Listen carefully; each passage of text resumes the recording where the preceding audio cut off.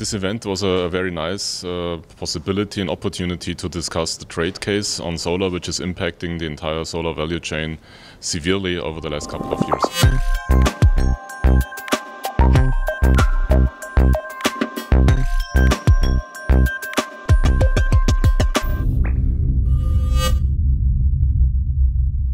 The EU had imposed trade defense measures back in December 2013 because there was massive dumping of subsidized modules and cells into the EU. And now what we discuss today is the question, okay, these measures are set to expire in September this year. What are the next steps and how did the measures work? We believe as global NGOs very much in favor of 100% renewables eventually and supporting a big decarbonization, moving away from fossil fuels, that it's necessary that all kind of restrictions, all kind of barriers to solar in particular have to be removed.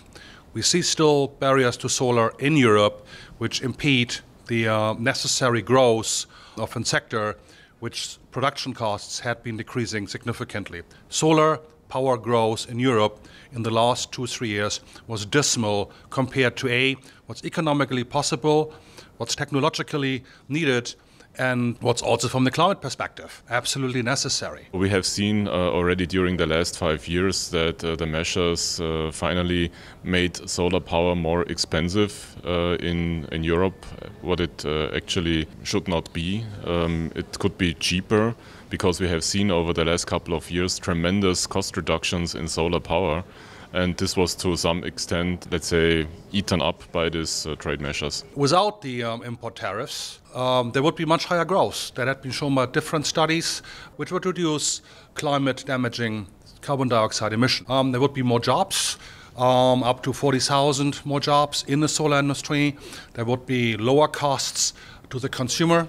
We have stabilized the EU solar panels market on the one hand.